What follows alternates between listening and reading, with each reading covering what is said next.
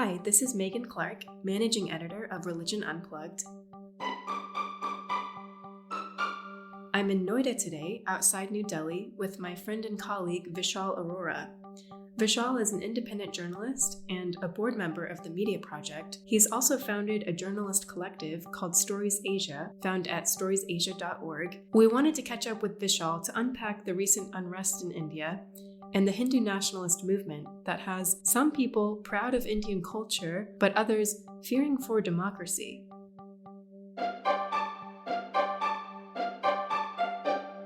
As of a few minutes ago, the BJP and its coalition partners are leading by a long way, 347 seats, a clear majority. The Indian National Congress and its allies trail behind on 87 seats. A law meant to provide protection against persecution is fueling violence in India. And these are some of these scenes unfolding across the country as protests spread against the Citizenship Amendment Act. There were many corruption cases that emerged. The Congress party took people for granted. They thought that they had no major political threat. But people in 2014, voters generally elected the BJP despite its image of being a divisive party, because at that time the main issue was corruption. The BJP took advantage of that and mostly promised economic reforms or economic growth in 2014 and a corruption-free government. But what we actually saw later was that that promise was not true. Corruption cases re-emerged under the Modi administration. And in 2017, people wanted to give more time to the government, hoping that perhaps, Mr. Modi needs more time to work on India's economy. And what the people have got, I would say, is a sense of pride for being Indians. We need to understand that the majority of Indians are poor, and people have aspirations here, and they want to be proud of something. So this government exploited their aspirations and gave them a reason to be proud of themselves. In one sense, you could say that the government told the people that you may not have a house to live, you may not have enough food to eat, but remember that you are Indian, that it's not just your individual identity that matters, but your identity as an Indian. That look at how Mr. Modi has been traveling around the world, that the world takes India more seriously now, that India is superior to other nations, that if you look at Indian culture or if you look at yoga, etc., that the world is acknowledging the greatness of India and you are an Indian. So be proud of yourself. And I would say that many people have started believing that. They don't ask deeper questions. I'll give you one example. Just the day before we were traveling to Srinagar in Kashmir to cover protests there, we wanted to have press written on our helmets and on our sweatshirts that we were to use there. And the painter just was asking us that, oh, okay, so you must be going to Kashmir. And we said, yes, how do you know? He said, where else would you go with these helmets? Because you have stone pelters there, etc. And then he also remarked that, mark my words, that even Pakistan occupied Kashmir will be ours very soon. So I asked him a question that, let's say Pakistan occupied Kashmir also becomes India's part. How will you personally be benefited by that? And he didn't have any answer. So I think Indians are not asking this question, that how am I being benefited by all these sentiments that the government is trying to give them. My situation has not improved. Economy has not improved. Joblessness remains extremely high. My hypothesis is that Indians are also eating less because of food inflation. While our personal lives are not improving, our sense of pride seems to be very high. And we need to ask this question, I think. It does not benefit me in any manner. It does benefit the government, the current government. So my rights are being taken away, from the voters' point of view, that the government that they elected is beating them on the streets if they want to raise their voices against the grievances that they have against the government. In the past 6 months or so, especially lately, there has been a growing discontent with Prime Minister Modi and the BJP, starting with a lockdown on Kashmir, which has continued, but also with the recent Citizenship Amendment Act, which singles out Muslim migrants from nearby countries not being able to get citizenship, while Hindus and Christians, Sikhs, Buddhists, and Jains would be able to get citizenship fast-tracked. So it does seem like a lot of people support these changes. At the same time, there are mass protests and social media is pretty divided. So how do you make sense of how people are feeling about this government? Are people afraid to say what they really think? What are people saying? Generally speaking, I would say that people are deeply divided over these issues that you mentioned. One thing that you would notice is that in each thing that you have mentioned, it's about Muslims.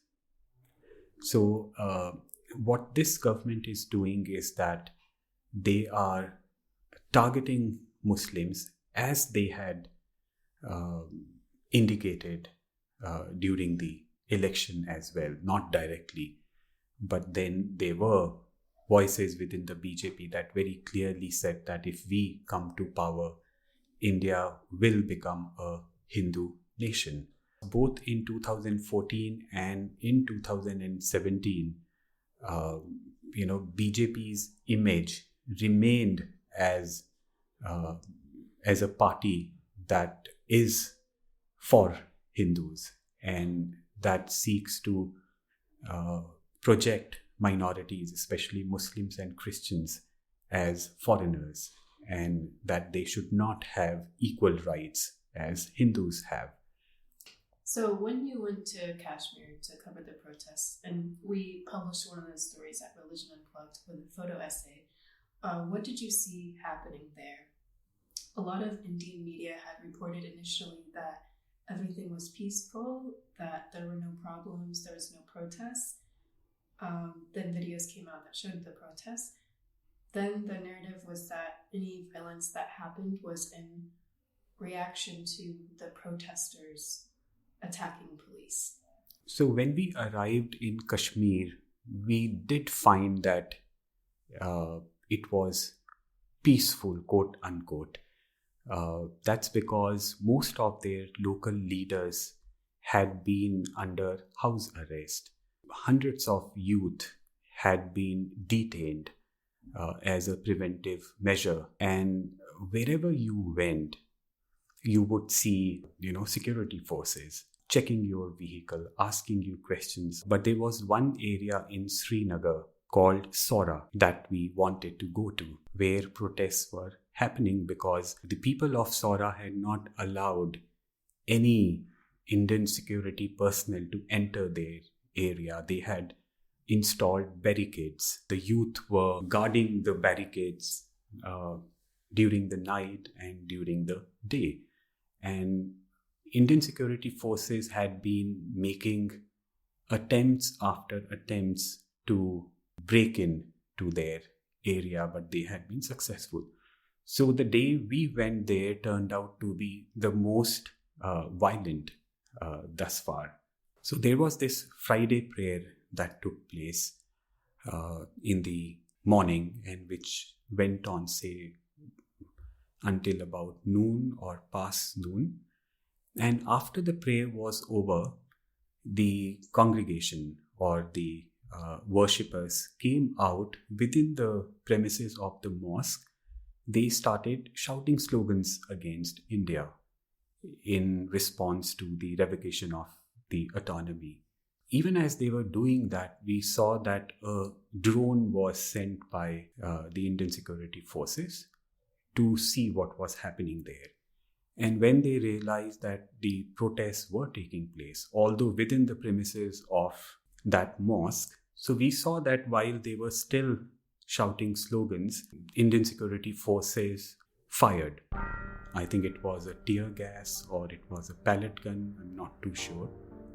And as soon as the local people heard the sound of firing, they ran towards the security forces instead of running away to respond to it.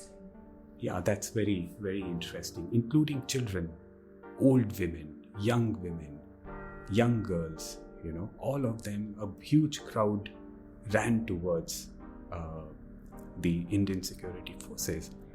And then they started firing more and more. There were people that we could see. We were about 6 of us. So we could see that people were being fired at. They were injured. About 50 people received injuries, pellet gun injuries that day. And they were people who were just, somebody who is standing next to me is hit.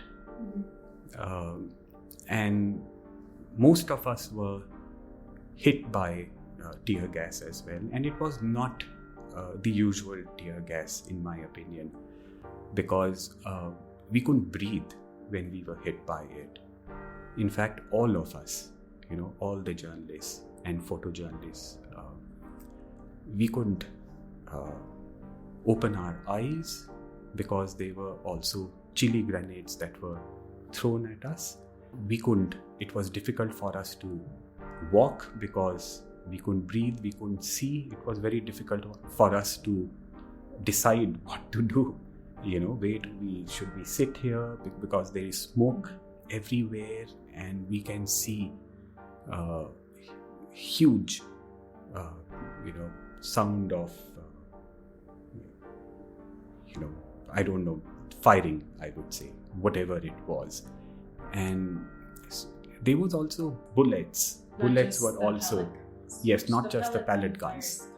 BBs. Right. Yeah. So there are also bullets fired. Yeah. And then after that, it was extremely difficult for us to get out of the area. I mean, I felt very strange that, even as a non-Kashmiri, I felt, and most of our colleagues felt, that our lives were at risk thanks to Indian security forces. Right. What am I doing your there? Country's army. Exactly. My country's army. And it was Kashmiri people who were telling us how to get out of the area safely. So we felt very strange that why are we under attack just because we want to show what's happening to the world, who is with us and who is against us. So it was a very strange kind of a feeling. And if, let's say, Indian forces say that you should have covered it from our side, allow us, I would say, and we will do that. If you shoot at us. No, I mean, there was no question. There was no question that we could have asked. So if you don't allow us any access, and if you don't allow us to be near you, how do you expect that we cover your side of the story? Yeah, even for us, there was no phone either. Yeah. So there was absolutely no way how we could even contact each other or to ask each other that if, our colleagues were fine. So we actually had a sense of what it means to be a Kashmiri that day. You also have reported on the protests against the Citizenship Amendment Act in Delhi. I think you went to the university campus where some attacks happened, and you spoke to college students there, younger students who were attacked and had pretty bad injuries. So tell us about what types of people have you seen protesting at these events? And I know they're not all Muslim. Yeah, definitely protesters are not all Muslims. I would say that many young people are trying to raise their voices not just against CAA or NRC. We would be wrong to say that these protests are only about that, because if you go there and read the placards and the posters and the banners that protesters are carrying, they are talking about the general atmosphere in the country, which has become so divisive, and the government seems to have become authoritarian, taking decisions which are so drastic. So I would say that these protests are more about general grievances, or we could say that what young people, at least in India, are saying is that CAA and NRC are the last straw for them. What they have been seeing this government doing. So they just want to say enough is enough. It's not just about Muslims or communists. It's not just about these new laws that the government has brought in and is proposing. What we need to notice is that this government is going after students, universities. Most of the universities are under attack. It's because it seems to me that this government does not want India to receive education or to think. It wants people of the country to focus on developing skills and not think much, not receive education, not go for higher education. Children of business people should receive education because they would be money-minded. If poorer people receive education, then they will ask questions. And this is what this government does not want. Because the more we are educated, the more we will question the narratives that this government is using to seek support from people. And of course, this affects everyone, no matter what religion you are. Absolutely, everyone, every citizen, I would say. Yeah. Thank you so much for telling us all this, especially your stories from the ground. It's really enlightening, and I hope that people outside India can understand these issues more, because they're really important, especially in the world of religion reporting. So thank you so much for telling us. Thank you so much, Meagan. This episode of the Religion Unplugged podcast was hosted by Meagan Clark, edited and produced by Peter Freeby. The Religion Unplugged podcast is a production of religionunplugged.com and is a part of The Media Project, a nonprofit dedicated to equipping journalists to cover religion. To read our award-winning global religion news coverage, or to find out more about Religion Unplugged or The Media Project, visit religionunplugged.com or follow us on Twitter @ReligionMag.